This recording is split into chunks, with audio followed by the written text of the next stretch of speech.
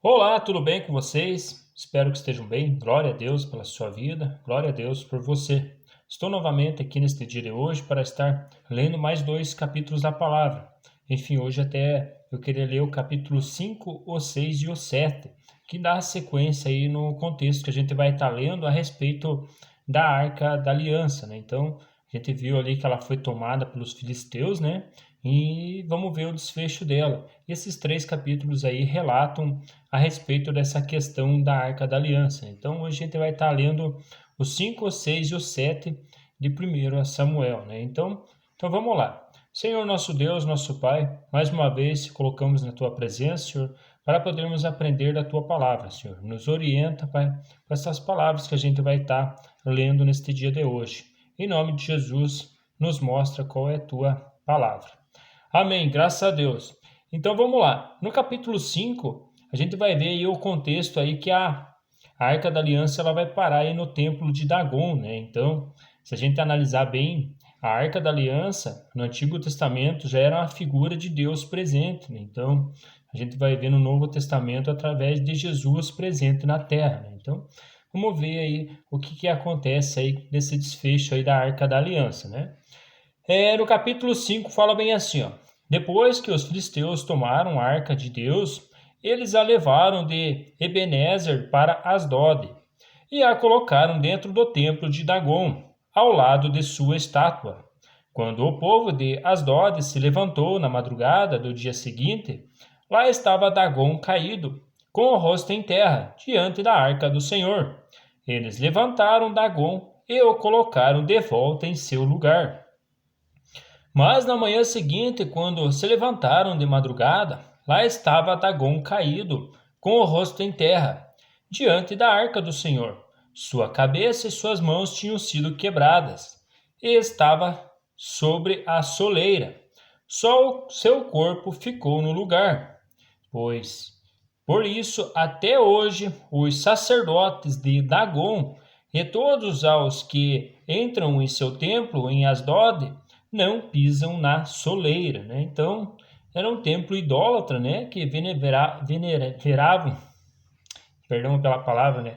Eles tinham por estima um outro deus aí, né? Então, eles adoravam aí esse tal de Dagon aí. Como a gente viu ali, era uma imagem ali que tinha que não conseguia se defender, né? Então, a própria arca, a presença ali do Senhor acabou derrubando essa arca, né? Então a gente vê o contexto aí é mais ou menos neste sentido, né?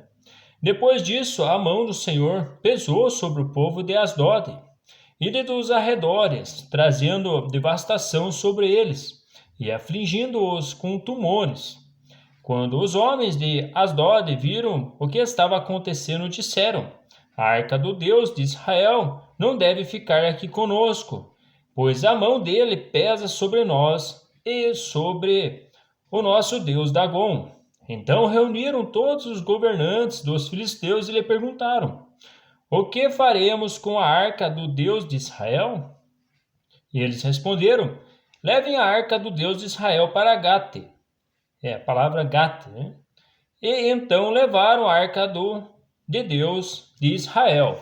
Mas quando a arca chegou, a mão do Senhor castigou aquela cidade e lhe trouxe grande pânico. Ele afligiu o povo da cidade, jovens e velhos, com uma epidemia de tumores. Então enviaram a arca de Deus para Ecrom. Quando a arca de Deus estava entrando na cidade de Ecrom, o povo começou a gritar. Eles trouxeram a arca de Deus de Israel para cá, a fim de matar a nós e o nosso povo. Então reuniram todos os governantes dos filisteus e disseram: Levem embora a arca de Deus de Israel, que ela volte ao seu lugar. Caso contrário, ela matará nós e o nosso povo. Pois havia pânico mortal em toda a cidade. A mão de Deus pesava muito sobre ela. Aqueles que não morreram foram afligidos com tumores, e o clamor da cidade subiu até o céu. No capítulo 6, quando já fazia 7 meses que a arca do Senhor estava em território filisteu, os filisteus chamaram os sacerdotes e adivinhos, e disseram: O que faremos com a arca do Senhor? Diga-nos com o que devemos mandá-la de volta ao seu lugar? Eles responderam: Se vocês devolverem a arca do Deus de Israel, não mandem de volta só a arca, mas enviem também uma oferta pela culpa. Então vocês serão curados e saberão, porque a sua mão não tem se afastado de vocês. Os filisteus perguntaram: Que oferta pela culpa devemos enviar-lhes? E eles responderam: 5 tumores de ouro e 5 ratos de ouro, de acordo com o número de governantes filisteus. Porquanto a mesma praga atingiu vocês e todos os seus governantes. Façam imagens de tumores e de ratos, dos quais assolaram o país, e deem glória ao Deus de Israel. Talvez ele alivie a mão sobre vocês, seus deuses de sua terra, porque ter o coração obstinado como os egípcios e o faraó, só quando esses deuses os tratou severamente, eles deixou os israelitas seguirem o seu caminho, né? Então, eles conheciam também quando Deus afligiu o faraó lá, né? Com aquelas pragas lá, né? As 10 pragas lá que a gente viu, né? E só assim o povo seguiu o caminho, né? Então, eles já estavam com medo dessa situação também, né? Já estavam afligidos ali com tantos tumores, né? Que a gente viu ali. E eles já estavam ali já desesperados, né? Agora então preparem uma carroça nova com 2 vacas que deram crias e sobre as quais nunca foi colocado jugo. Amarrem-nas à carroça, mas afastem dela os seus bezerros e ponham-nos no curral. Coloquem a arca do Senhor sobre a carroça e ponham numa caixa ao lado os objetos de ouro que vocês estão lhe enviando como oferta pela culpa. Enviem a carroça e fiquem observando. Se ela for para o seu próprio território, na direção de Bet-Semes, então foi o Senhor quem trouxe esta grande desgraça sobre nós. Mas se ela não for, então saberemos que não foi a sua mão que nos atingiu e que isso aconteceu conosco por acaso. Então eles fizeram ali uma prova ali para saber se era realmente Deus ali que tinha afligido eles. E assim fizeram. Pegaram 2 vacas com cria, amarraram-nas a uma carroça e prenderam seus bezerros no curral. Colocaram a arca do Senhor na carroça e junto dela a caixa com os ratos de ouro e as imagens dos tumores. Então as vacas foram diretamente para Bet-Semes, mantendo-se na estrada e mugindo por todo o caminho. Não se desviaram nem para a direita nem para a esquerda. Os governantes dos filisteus as seguiram até a fronteira de Bet-Semes. Ora, o povo de Bet-Semes estava colhendo trigo no vale e quando viu a arca, alegrou-se muito. A carroça chegou ao campo de Josué, de Bet-Semes, e ali parou ao lado de uma grande rocha. Então cortaram a madeira da carroça e ofereceram as vacas como holocaustos ao Senhor. Os levitas tinham descido a arca do Senhor e a caixa com os objetos de ouro, e as tinham colocado sobre a grande rocha. Naquele dia, o povo de Bet-Semes ofereceu holocaustos e sacrifícios ao Senhor. Os 5 governantes dos filisteus viram tudo isso, voltaram naquele mesmo dia a Ecrom, né? Então eles comprovaram que a arca chegou até Bet-Semes como eles tinham visto, como eles tinham ali estimado, né? Eles falaram, ó, vamos ver se ela chegar lá, é a mão do Senhor, senão é por acaso que aconteceu, né? Os filisteus enviaram ao Senhor como oferta pela culpa esses tumores de ouro, um por Asdod, outro por Gaza, outro por Ascalon, outro por Gate e outro por Ecrom. O número dos ratos de ouro foi conforme o número das cidades filisteias que pertenciam aos 5 governantes. Tanto as cidades fortificadas como os povoados do campo. A grande rocha sobre a qual puseram a arca do Senhor é até hoje uma testemunha no campo de Josué de Bet-Semes. O Senhor, contudo, feriu alguns dos homens de Bet-Semes, matando 70 deles, por terem olhado para dentro da arca do Senhor. O povo chorou por causa da grande matança que o Senhor fizera. E os homens de Bet-Semes perguntaram: quem poderá permanecer na presença do Senhor, esse Deus santo? A quem enviamos a arca para que ele se afaste de nós? Então enviaram mensageiros ao povo de Quiriate-Jearim, dizendo: Os filisteus devolveram a arca do Senhor. Venham e levem-na para vocês, né? Então nem eles queriam ficar com a arca, né? Por causa daquelas 70 pessoas que morreram, né? No capítulo 7, os homens de Quiriate-Jearim vieram para levar a arca do Senhor.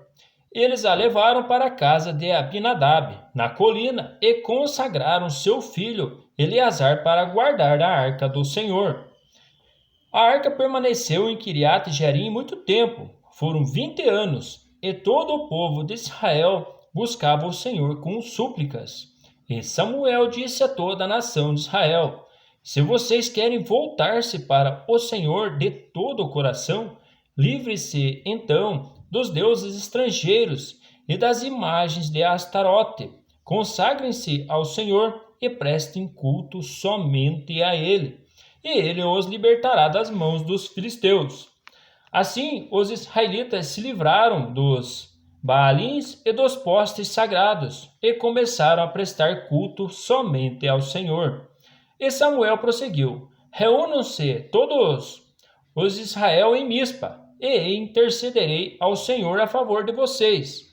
Quando eles se reuniram em Mispa, tiraram água e a derramaram perante o Senhor. Naquele dia jejuaram e ali disseram: Temos pecado contra o Senhor. E foi em Mispa que Samuel liderou Israel como juiz, né? Então, Samuel também era um juiz, né? Então ele vem no mesmo contexto dos livros de Juízes, né? Que nem a gente viu ali o juiz e ele estava também como um juiz, né? Quando os filisteus souberam que os israelitas estavam reunidos em Mispa, os governantes dos filisteus saíram para atacá-los. Quando os israelitas souberam disso, ficaram com medo e disseram a Samuel: Não pares de clamar por nós ao Senhor, o nosso Deus, para que nos salve das mãos dos filisteus. Então Samuel pegou um cordeiro, ainda não desmamado, e ofereceu inteiro como holocausto ao Senhor. Ele clamou ao Senhor em favor de Israel, e o Senhor lhe respondeu. Enquanto Samuel oferecia o holocausto, os filisteus se aproximaram para combater Israel. Naquele dia, porém, o Senhor trovejou com fortíssimo estrondo contra os filisteus e os colocou em pânico, e foram derrotados por Israel. Os soldados de Israel saíram de Mispa e perseguiram os filisteus até um lugar abaixo de Bet-car, matando-os pelo caminho. Então Samuel pegou uma pedra e ergueu em Mispa e Sem, e deu-lhe o nome de Ebenezer, dizendo: Até aqui o Senhor nos ajudou. Assim os filisteus foram dominados e não voltaram a invadir o território dos israelitas. A mão do Senhor esteve contra os filisteus durante toda a vida de Samuel. As cidades que os filisteus haviam conquistado foram devolvidas a Israel, desde Ecrom até Gate. Israel libertou os territórios ao redor delas, do poder dos filisteus. E houve também paz entre Israel e os amorreus. Samuel continuou como juiz de Israel durante todos os dias da sua vida. A cada ano percorria Betel, Gilgal e Mispa, decidindo as questões de Israel em todos esses lugares, mas sempre retornava a Ramá, onde ficava sua casa. Ali ele liderava Israel como juiz, e naquele lugar construiu um altar em honra ao Senhor, né? Então era Samuel ali, a gente vê ali que ele estava ministrando como um juiz, né? Enfim, era essa a mensagem de hoje, né, a respeito da questão da Arca da Aliança, né? Então, a gente vai ver para frente com o rei Davi aí também uma situação meio parecida quando ele foi buscar a Arca da Aliança, né? Então, tem muitos assuntos aí nesse livro de Samuel para a gente estar meditando e a gente tá vendo, né, o desfecho aí nessa questão da arca, né, que é interessante a gente entender, né, que no Antigo Testamento, né, a Arca da Aliança era, digamos, onde ela estava permanente, o Senhor estava junto, né? E no Novo Testamento já a arca já se simboliza com Cristo, né? Então, quando Deus está conosco, né, através de Jesus, né? Mas era essa a mensagem de hoje. Deus abençoe vocês. Estamos juntos aí nas próximas leituras. Um grande abraço, fiquem com Deus e até mais.